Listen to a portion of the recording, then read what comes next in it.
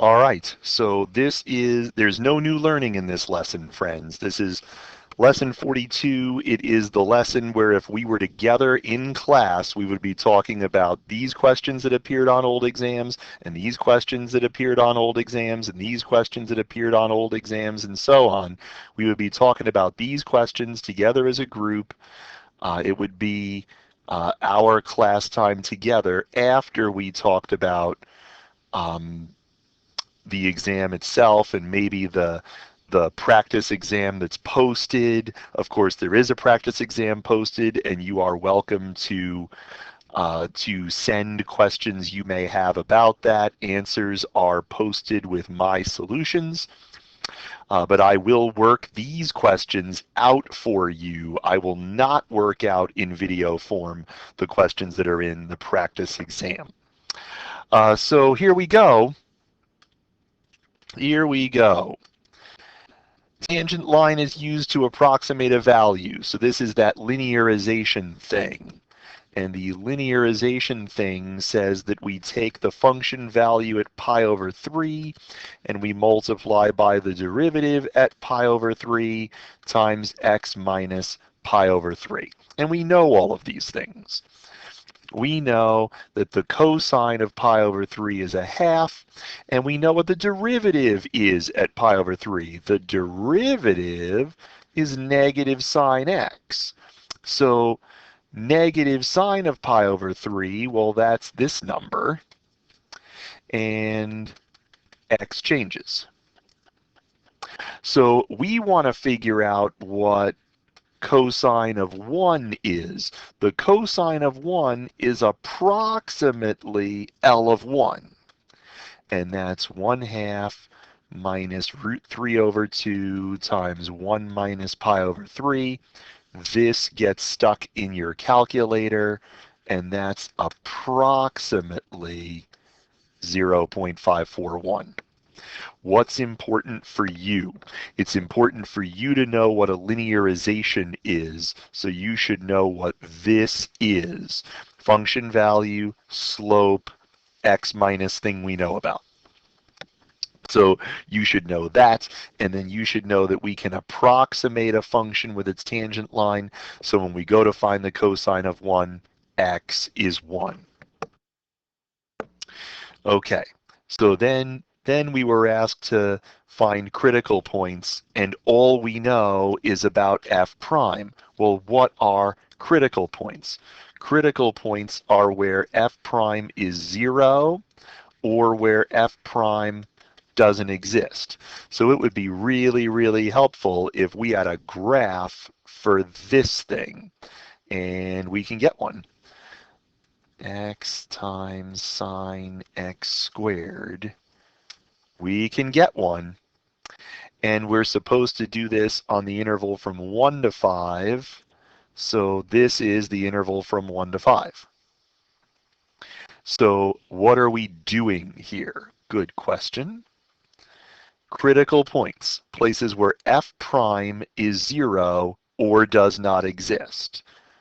So this is f prime. This is f prime.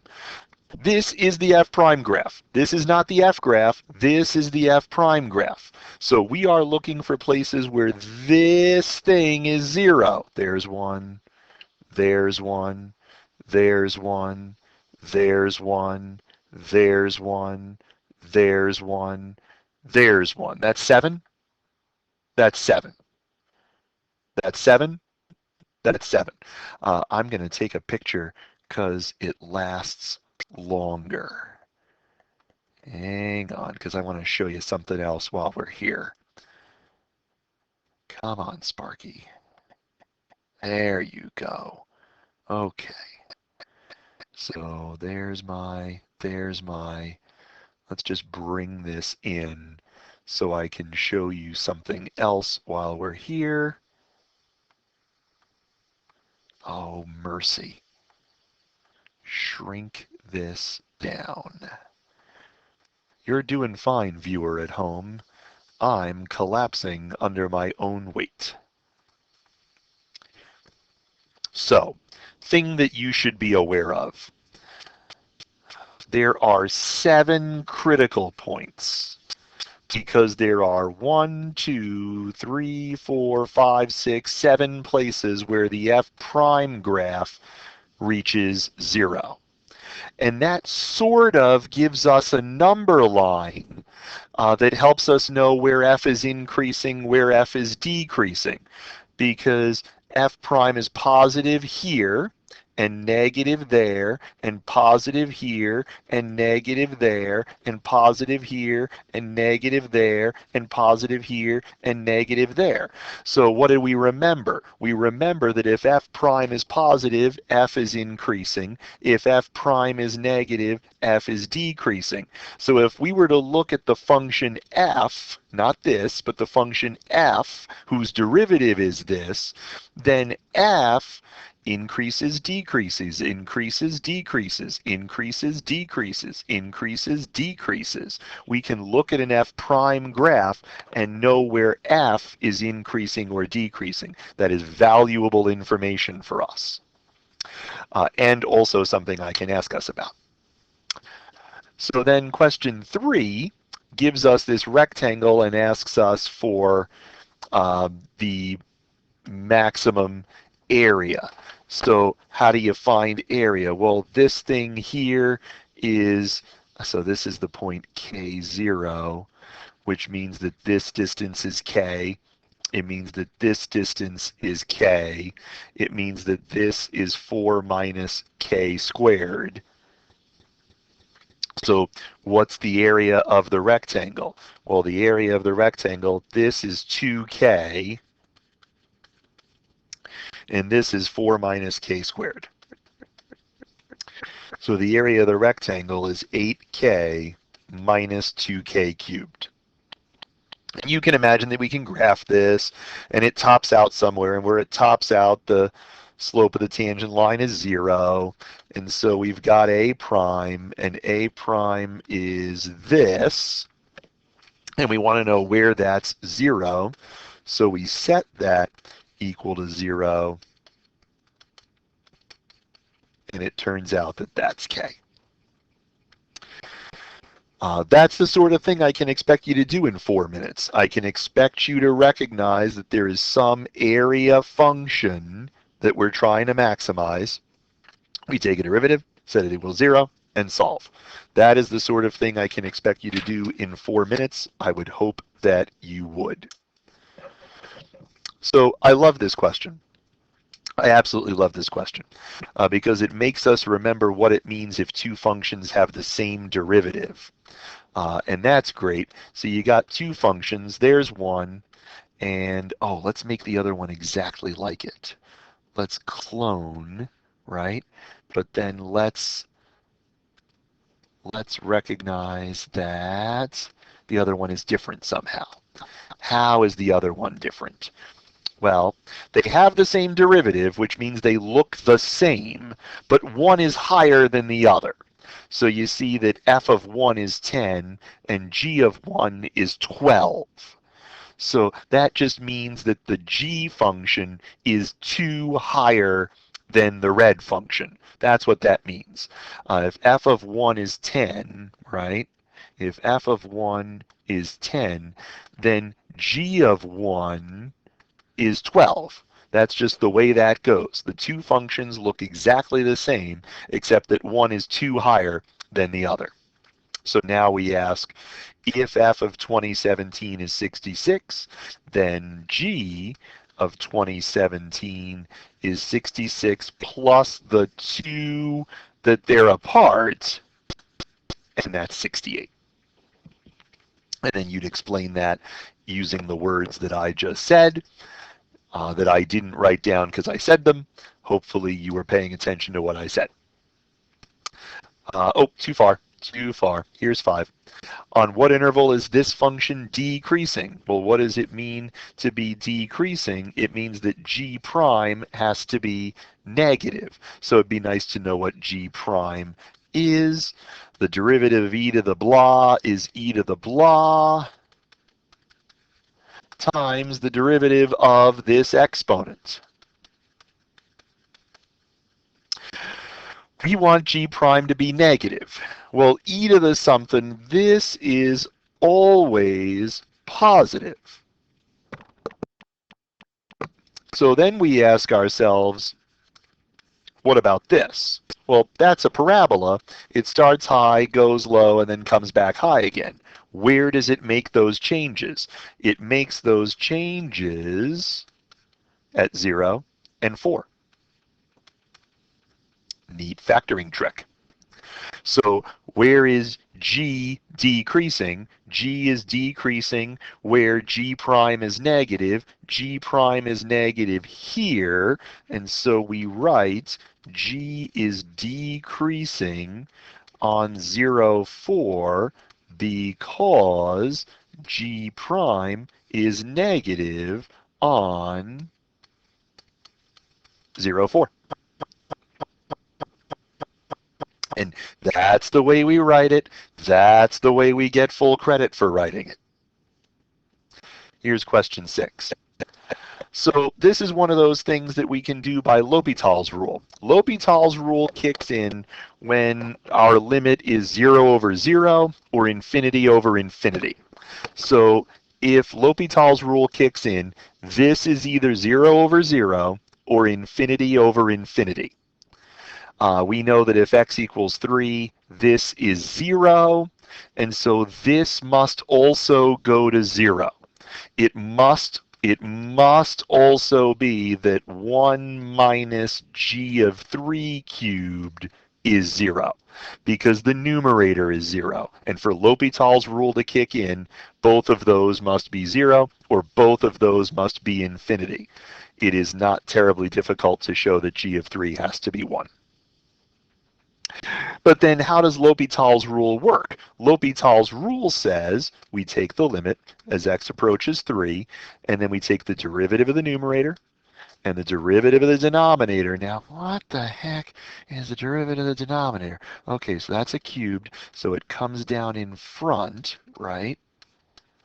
Power decreases by 1, and then chain rule says we multiply by the derivative of the inside. So the numerator, you can put a 3 in there. The denominator, well, negative 3 is negative 3. G of 3, that's 1. And then there's a g prime of 3.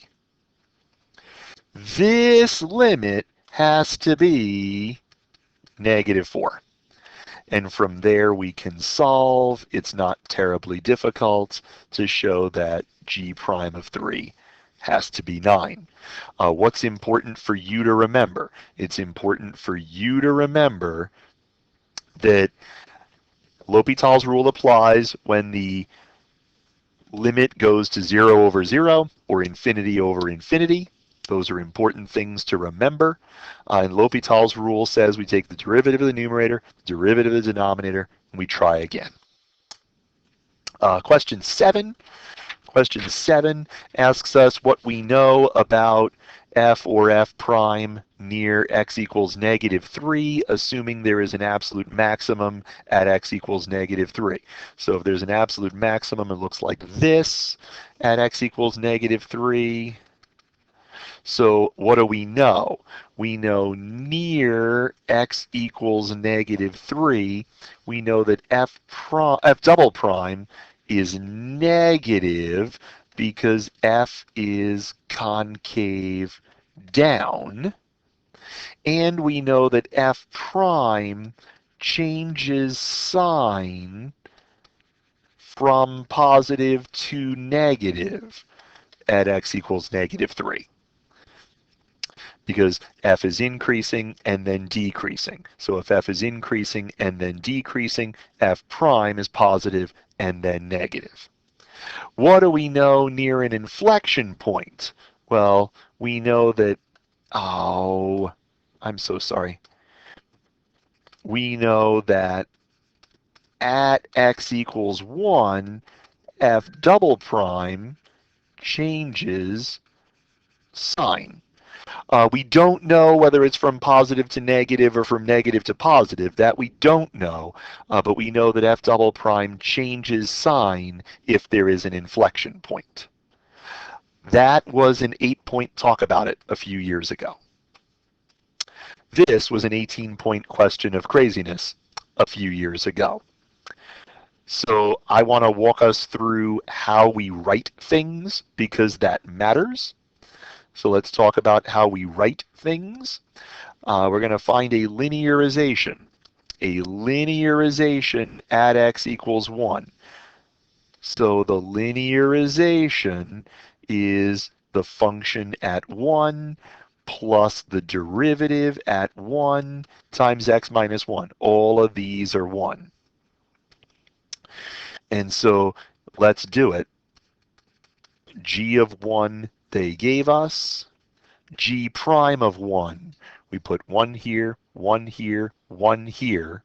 And our calculator tells us that this is negative 0.379093 times x minus 1. So then when we go to approximate g of 0, g of 0 is approximately L of 0. And L of 0 is what you get when you put a 0 there and let your calculator figure it out. And you let your calculator figure it out. What's important for you to know? A linearization is a tangent line, function value, derivative value. And then when we approximate g of 0, 0 becomes the x value. Hopefully by now you've done enough linearizations that they all look the same. Now, where does g have a relative max? Well, that's an excellent question. G has a relative max where g prime changes from positive to negative. So we go to our calculator, we graph this thing, and we see where this thing equals 0. And if we go to our calculator and we see where this thing equals 0, it happens at negative 0.574 and 0.779 and 1.827. I'll actually show that so that you can see that. Let's get rid of this and let's replace it with x cubed minus x squared plus 3 cosine x minus 2. And we're supposed to do this. Let's see. Let's do it.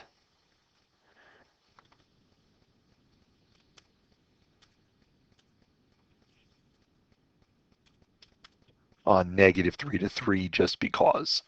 So we see that there are 1, 2, 3 places where g prime is 0. We can find those by doing second calc find a 0. And we know that g prime is negative and then positive and then negative and then positive. Below the axis, above the axis, below the axis, above the axis. So g prime is negative, positive, negative, positive, which means that g has a relative max at 0.779 at x equals 0.779 because g prime changes from positive to negative there. That's how we write it. That's how we write it. And then the third part of the question asks about points of inflection. Well, points of inflection are places where g double prime changes sign. So how do we know about g double prime? Again, we can look at the graph of g prime. G prime is increasing, increasing, increasing, increasing to here, and then G prime is decreasing, decreasing, decreasing to here, and then G prime is increasing, increasing, increasing after that. So if we're looking at a G prime graph, we can look for this max, and this min, and those will be inflection points for the G graph. So that means that at x equals 0 and x equals 1.379, there are inflection points because G prime is increasing, G prime is decreasing, G prime is increasing. And if G double prime goes from positive to positive, G prime goes from increasing to decreasing to increasing, and G goes from concave up to concave down to concave up. So G has points of inflection at x equals 0 and x equals 1.379 because G double prime changes sign there. This, my friends, is a standard 18-point question for an exam 3. You will notice that when you check out the practice exam that's posted, the 18-pointer is in this vein. So you should make sure that you can do this sort of thing with those questions. All the best as you prepare. Exam 3 coming at you soon.